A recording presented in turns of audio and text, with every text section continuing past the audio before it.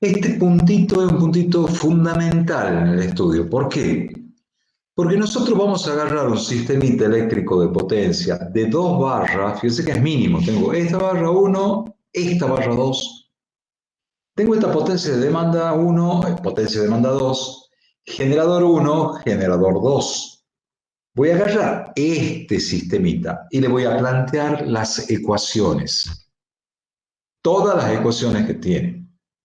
Y ya van a ver qué interesante los resultados que llegamos. ¿Qué es lo primero que tenemos que hacer? Tenemos que pasar de este diagrama unifilar, este esquema, al modelo matemático. ¿Y el modelo matemático cómo es en flujo de carga? El generador lo transforma en ¿qué? En una potencia inyectada, PG1 más JQG1.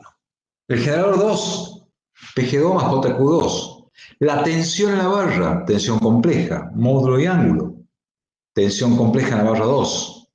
La demanda, potencia de demanda 1 más JQ de 1, potencia de demanda 2 más JQ de 2. Entonces ustedes se ponen a ver que por cada barra que yo tengo asociadas 6 variables. Por cada barra del sistema tengo asociada 6 variables. ¿Cuáles son las variables? Las activa y reactiva del generador, activa y reactiva de la demanda y módulo y ángulo de la tensión. 6 variables por cada nodo. Ese es un primer dato que ustedes tienen. Y la línea la represento entonces como el cuadripolo este que teníamos. Esta corriente I12 es la que saldría del nodo 1 y va a la 2. La shunt es esta, la Y12 shunt, viene como una corriente paralela, ¿cierto? 1, porque es la que se inyecta en el nodo 1, la paralela 2 que se inyecta al nodo 2. Y esta es la serie, la corriente serie, 1, 2, y esta es la corriente 2, 1. ¿Ah? Son todos los datos que tengo ahí dando vuelta.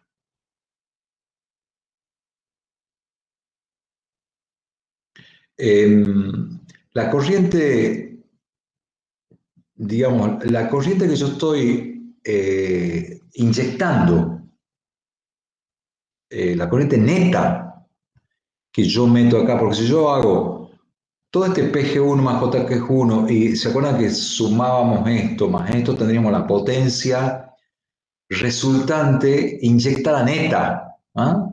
En la barra esta. Por lo tanto, si yo tengo potencia inyectada neta, también puedo hacer un equivalente de que hay una corriente inyectada neta acá. Esa corriente inyectada neta no es nada más que sumar la corriente que viene del shunt más la corriente que es serie. O sea que la corriente total que yo estoy inyectando acá, la neta, no es nada más que esta shunt más esta. Algebraicamente es la suma. Después, de acuerdo a dónde va la flechita, el símbolo, ¿cierto? Si va a salir negativo o positivo, será el sentido de la flechita esa que tenemos ahí. Lo mismo hago para la 2. ¿Ah? Tengo una corriente inyectada neta 2, es la shunt más la serie, o sea, lo que me está dando la patita del cuadripolo más la corriente que atraviesa la impedancia serie. La tensión 1 es compleja, la tensión 2 es compleja. SG1 tiene una parte activa más reactiva, ya hemos visto, la SD1 es la parte activa reactiva. La potencia inyectada neta es la tensión que hay en la barra por la corriente inyectada neta, U por I conjugada. U por I conjugada. Esa es la potencia inyectada neta. Que será igual a SG, eso hemos visto recién, SG1 menos SD1. O sea, lo que genera más algebraicamente, la demanda. Como la demanda es una extracción, aparece el signo menos. Y la corriente 1 es lo que acabamos de ver. Por lo tanto, la corriente 1, si yo la conjugo y la multiplico por esto, obtengo ese 1. Y lo mismo pasa acá con la 2, ¿no? SG2 vale este, CD2 vale SU2, U2 por el D2 conjugado, etcétera, etcétera. Entonces,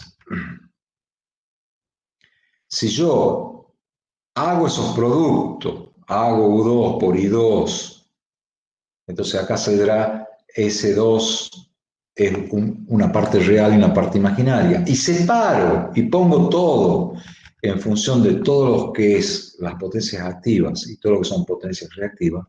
Si hago todo ese proceso de multiplicación, separar en la parte real y en la parte imaginaria, me queda la parte real, esta ecuación, en el nodo 1. PG1 menos PD1 menos U cuadrado XL seno de alfa, donde alfa, perdón, no lo había definido, ahora les digo. Alfa tiene que ver con lo siguiente, es R sobre XL. Alfa es la relación de la resistencia serie con la XL serie de la línea. Resulta que R es chico comparado con XL en líneas de alta tensión. O mejor dicho, XL es grande respecto de R. Y esto me lleva a que en muchos modelos la resistencia en la línea no la ponga, sino que ponga únicamente una inductancia en la línea. Esto vale fuertemente como hipótesis en líneas de alta tensión, donde esa relación R sobre XL es mucho menor que 1. Ese es el alfa que aparece acá, el seno de alfa. Y me queda esta expresión cuando yo hago esto. Seno de alfa, me queda esto cuando yo hago todos estos reemplazos, ¿cierto? Cuando hago este producto acá, el I1 lo meto acá, y después pongo en función de senos y cosenos, separo partes reales y parte imaginaria, y me queda, cuando hago el análisis sobre esa ecuación, en el nodo 1 me queda esta. Cuando hago el análisis de las potencias activas, en el nodo 2 me queda esto. Cuando hago el análisis de potencias reactivas, en el nodo 2, en el nodo 1 me queda esto. Y cuando hago el análisis de las potencias reactivas, en el nodo 2 me queda esto que tengo acá. Estas 4 ecuaciones son las que se llaman ecuaciones estacionarias de flujo de carga. Estacionarias porque son algebraicas. No hay, o sea, que está analizada en un determinado momento. No hay variación en el tiempo, no hay oscilación de ningún tipo, no hay nada de eso, sino que es una ecuación algebraica para este momento. Es una ecuación algebraica no lineal. Vemos que hay presencias cuadráticas, hay presencia de elementos que tienen funciones trigonométricas. Entonces, he obtenido estas 4 ecuaciones haciendo el análisis de esos 2 nodos. Entonces, si ustedes se acuerdan, recién habíamos visto, cuando hacíamos un Kirchhoff, que PK es igual, poníamos PK más esta sumatoria igual a 0. O sea, hacíamos un Kirchhoff en el nodo K. Potencias activas. Si era potencia reactiva, también hacíamos esa sumatoria, pero aparecía, ¿se acuerda? Debido a la patita del cuadripolo, aparecía el shunt. Acá me he equivocado. Aquí he puesto PK cuando agarramos la ecuación y es Q.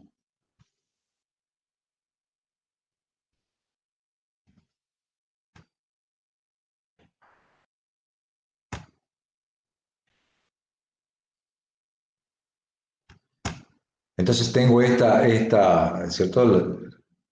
Una inyectada neta, los flujos y la patita de esta. Este dibujito lo hemos visto recién.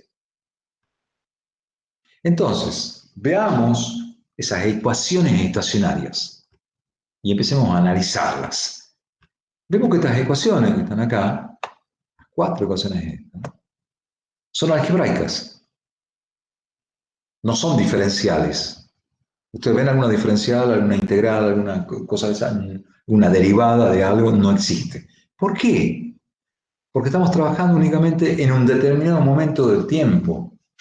Por lo tanto, no estamos analizando qué pasa en un cierto periodo de tiempo. No, analizamos qué pasa con mi sistema en un momento determinado. Y eso me da una ecuación independiente del tiempo. Por lo tanto, son ecuaciones algebraicas.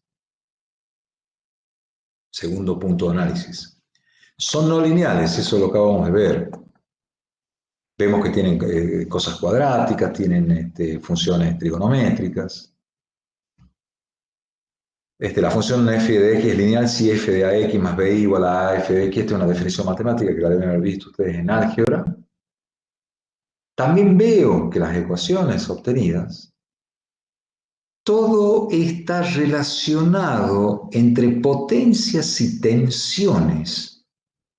Yo ya había dicho esto, que cuando hacíamos análisis de sistemas eléctricos de potencia, en general las variables que se utilizan, las dos variables fuertes que se utilizan son las potencias y las tensiones. Por supuesto que si yo tengo potencias y tengo tensiones, puedo tener las corrientes y todas esas cosas. Pero veo que las ecuaciones que resultan están en función de esas potencias y en función de tensiones. De nuevo, no pierdan esta historia que hemos visto recién de que cada nodo está caracterizado por 6 variables.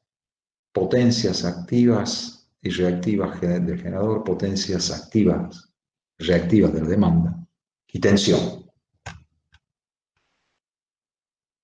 Veamos qué otra característica tiene.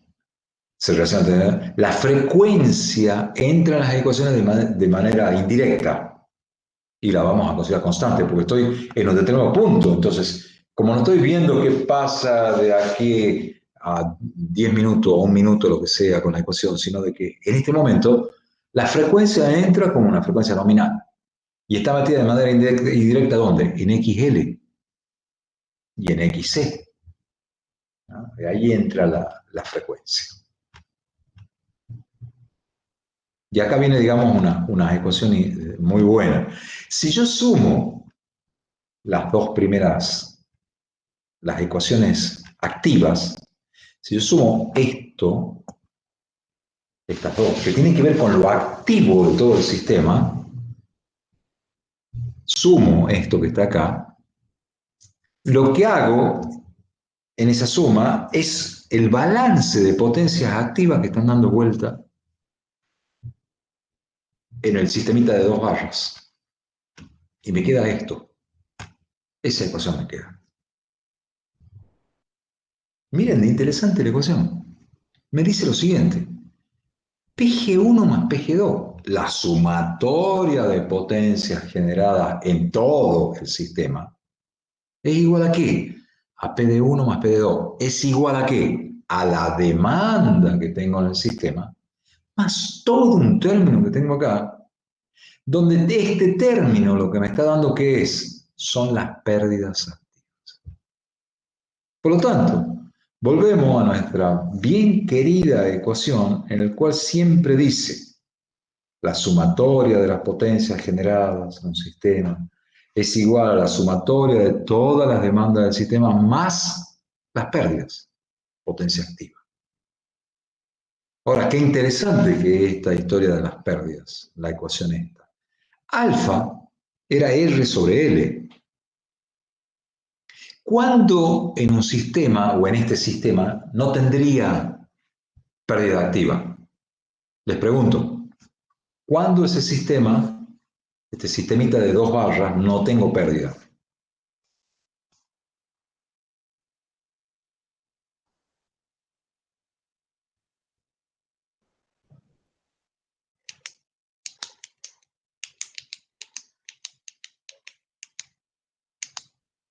Está aprobado el sistema eléctrico de potencia que conteste. Papito querido. Me juego con eso. Matemáticamente, ¿cuándo se hace cero eso?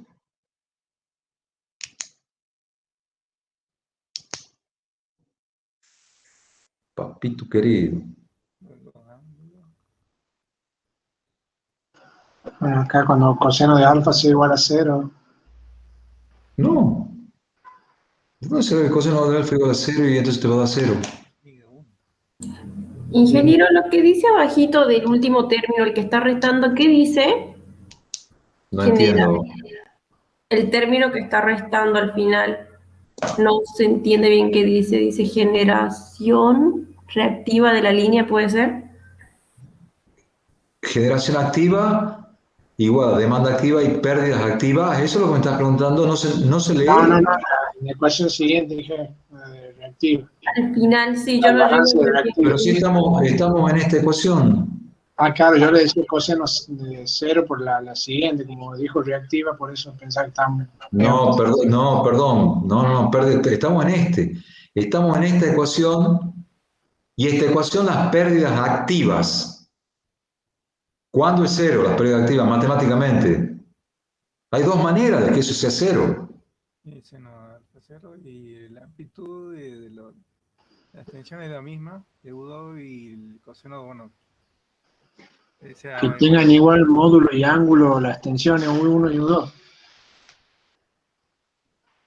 sí, por ahí va. Que tengan igual, Que sean iguales las tensiones, digamos. que sean iguales las tensiones. Podría ser. ¿Y eso qué significaría físicamente qué significaría eso ahí, en esto, en ese diagrama unifilar? Cuando las pérdidas, uno dice, che, ¿sabe que en este sistema tengo pérdida cero? Activa, ¿no? Estamos hablando de pérdidas activas. Y una de las historias es, no, lo que pasa es que este sistema tiene resistencia cero. Ah, lógico, entonces las pérdidas activas son cero. Bien. ¿Qué otra manera hay? Olvídense entonces si quieren en este momento, de la matemática y del término matemático. Físicamente, observando esto, ¿de qué otra manera no habría pérdidas activas? Que después hay que emparentarlo con lo matemático. Que las tensiones en módulo y ángulo en cada barra sean las mismas. ¿Y físicamente qué significaría? ¿Qué significaría Pérdida con cero eso? en la línea de transmisiones, ¿Por qué? ¿Por qué pérdida cero? porque no hay una caída de tensión. ¿Cómo? No hay una caída de tensión, no hay corriente, es la misma. Vendría a ser el mismo nodo. Entonces no hay circulación de flujo por la línea de transmisión. Al no haber circulación de flujo por la línea de transmisión, no hay I cuadrado por R, no hay pérdida. ¿Y qué estaría significando? Que la potencia activa del generador 1 cubre la demanda exacta de la demanda 1. Y el 2 cubre de la demanda 2. Y no hay flujo circulando a pesar de que están unidos. Entonces, al no haber flujo, no hay I cuadrado por R. Eso, matemáticamente, es esto que está acá. Que este término U1 cuadrado más U2 cuadrado es igual al término este que está acá, se igualan y se hace cero. Acá hay dos maneras, matemáticamente, eso es lo que decía del comienzo, que sea cero. Que el seno de alfa sea cero, sea un producto, o esto es cero, o esto es cero. O alfa vale cero, o todo este término vale cero. Para que este segundo término valga todo cero, esto tiene que ser igual a esta parte de acá algebraicamente. Y eso es lo que me acaban de decir ustedes, tensiones iguales, no hay flujos circulando. Por lo tanto, es como si, a pesar de que hay una resistencia de la línea de transmisión, como no le circula corriente, no hay pérdidas. Eso significa. Por eso digo que esta fórmula es una forma muy linda que sale luego de ese cálculo que hemos hecho. Vamos a la parte reactiva. ¿Y qué me dice esta parte reactiva cuando sumo la parte reactiva esta con la parte reactiva del nodo 2, del nodo 1 y del nodo 2?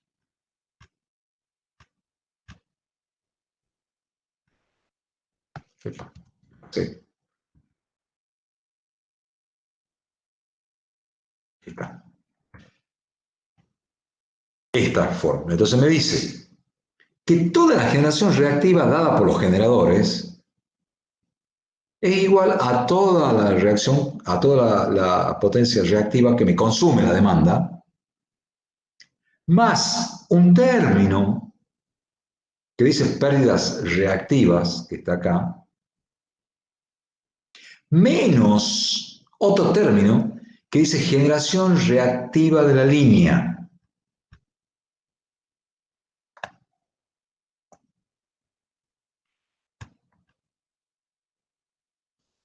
Generación reactiva de la línea.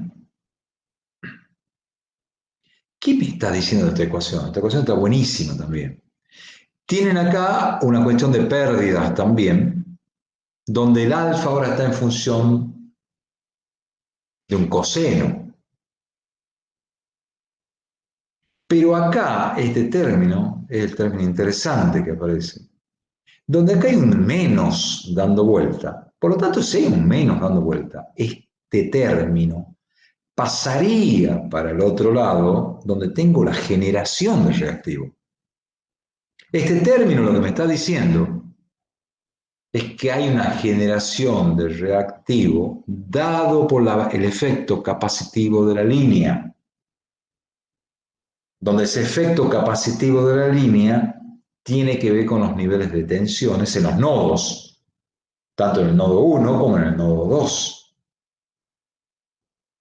Entonces, la suma del reactivo del generador más los reactivos que me genera la propia línea es la demanda, es la que me cubre la demanda más las pérdidas que tengo en el sistema. ¿Se entendió? Sí, claro. Otra historia, otra característica. Cuando uno ve esto, vemos que las ecuaciones que se han generado son todas en función de diferencias de los ángulos de las tensiones. Todas las fórmulas tienen en función de la diferencia angular. Otra cuestión importante. Si uno se pone a ver la cantidad de variables que yo tengo en mi sistema,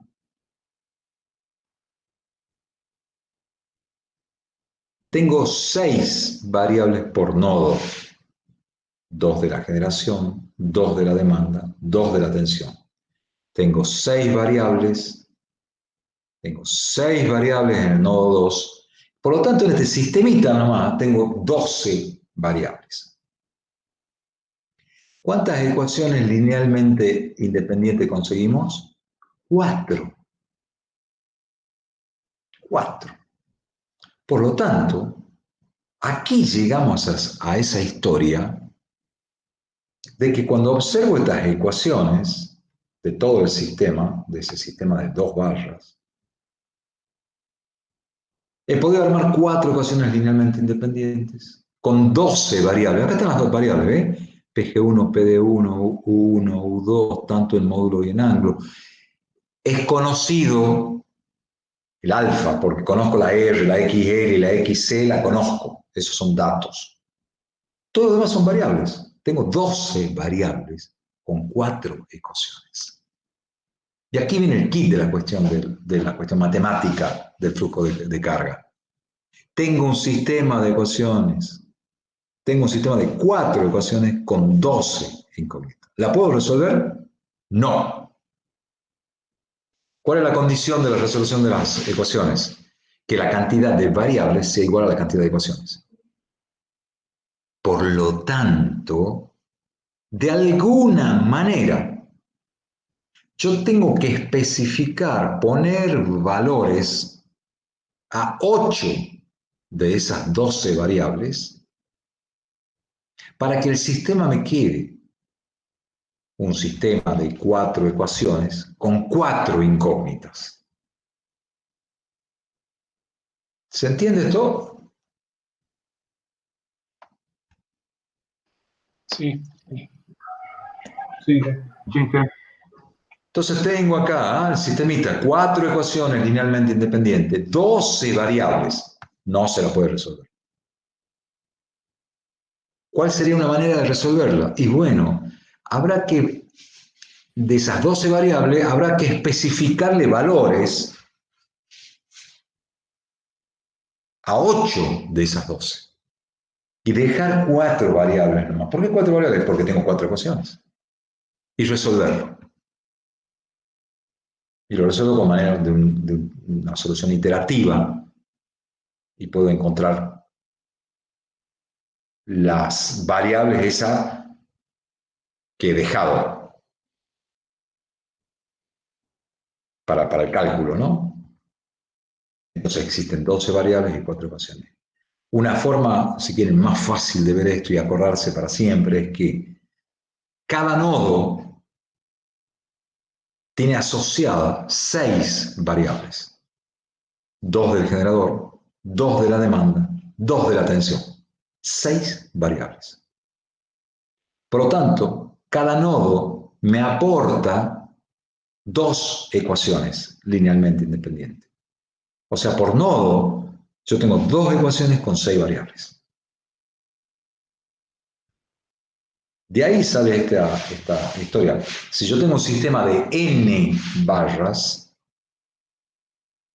tendré entonces 6n variables. Y tendré 2n ecuaciones. Por lo tanto, para que se puedan resolver, se deben especificar 4n variables, para que la cantidad de ecuaciones sea igual a la cantidad de variables. ¿Se entendió?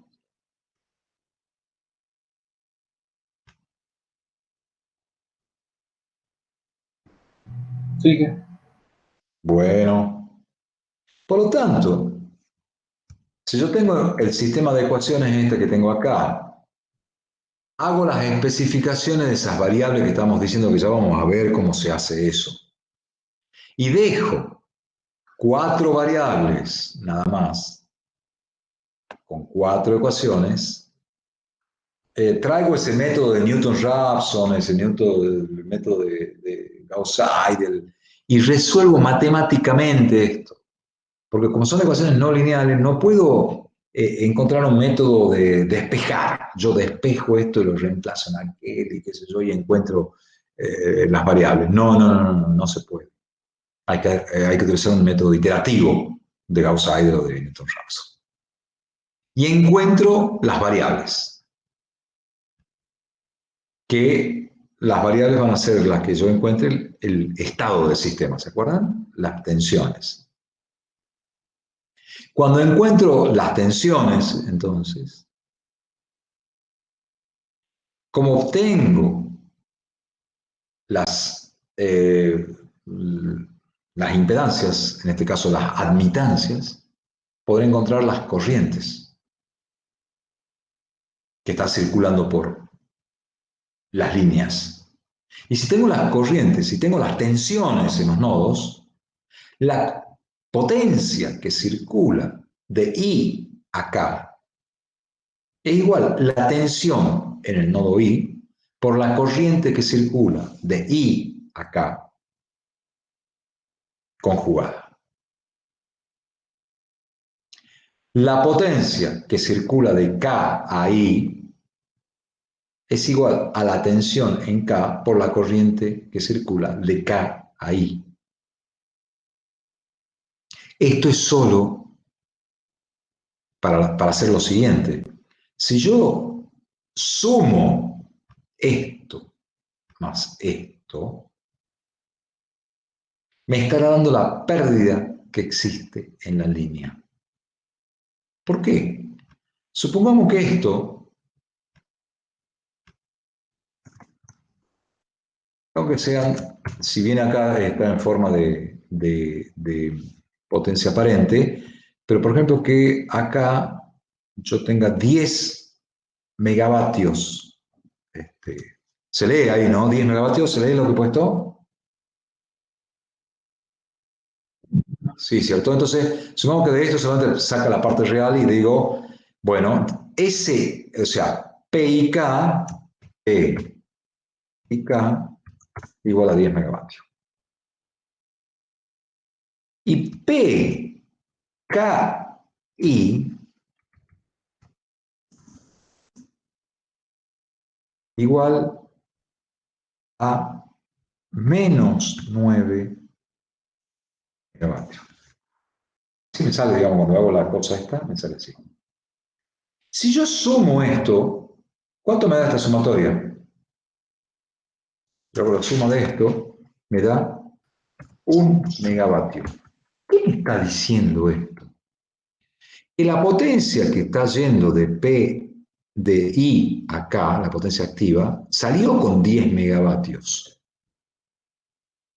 Y la potencia que sale de KI es menos 9 megavatios, significa que es una potencia que está llegando con 9 megavatios, porque tiene el signo menos. Por lo tanto, salí con 10 del nodo I y llego al nodo K con 9. ¿Qué me está diciendo? Que la pérdida que he tenido en la línea es igual a ¿qué? A 1 megavatio. ¿Se entendió esto? Sí, sí. En lugar de hacer I cuadrado, porque yo podría hacer acá perfectamente IK al cuadrado por R, y también me daría la pérdida, que sería exactamente lo mismo. Pero esto también es una manera muy fácil para el algoritmo hacer el cálculo. Bueno, acá me falta la parte reactiva que también se puede hacer. Pero el sentido es, si yo voy de I a K, salgo con 10 megavatios. Y acá estoy llegando al nodo K con 9, significa que he perdido en el medio, que se llega, es a esta fórmula.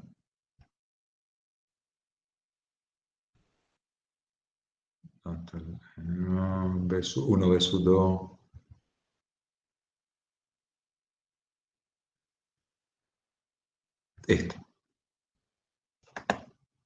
Esta fórmula. Donde esta fórmula es una fórmula, ya vamos a ver después en estabilidad, se estudia mucho esto, es una fórmula que me está diciendo la potencia que está circulando por la línea es la tensión que existe en el nodo 1, el módulo, por el módulo de la tensión en el nodo 2, al cual es el otro lado, ¿cierto?, de la línea, sobre la impedancia, sobre la XL, más que la impedancia, perdón, la XL de la línea esa, que hemos dicho que en líneas de alta tensión uno puede muchas veces despreciar la resistencia. Entonces pongo la XL por el seno de la diferencia angular de los ángulos, te digo, pero para adelantarlo nada más, esto sería en realidad seno de delta 1 menos delta 2. ¿Ah? Seno de paréntesis, delta 1 menos delta 2, cierro paréntesis. Es la potencia que está circulando. Fíjense que cómo queda expresada, ¿no? O sea, la potencia 1, 2, o potencia, para generalizar, IJ, la potencia activa que circula del nodo 1 del nodo I al nodo J, es la tensión en el nodo I por la tensión en el nodo J sobre la XL IJ, por seno de la diferencia angular de las tensiones. Y eso, como es una función senoidal, se la podrá dibujar la potencia que está circulando en la línea en función del ángulo delta, que es la expresión de esta fórmula. Y veo, como es una fórmula sena, de que existe a los 90 grados de la diferencia angular entre los ángulos, la máxima potencia que yo puedo transmitir.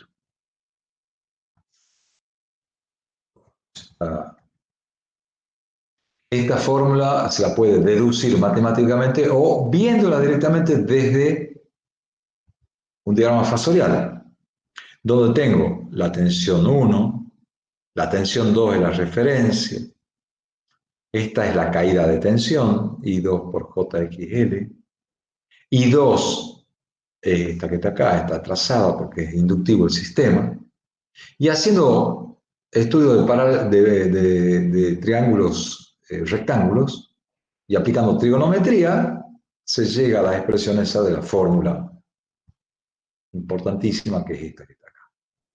De la misma manera, se puede ver cuánto vale la potencia reactiva que está circulando de 1 a 2 o de 2 a 1 en este sistema que tengo.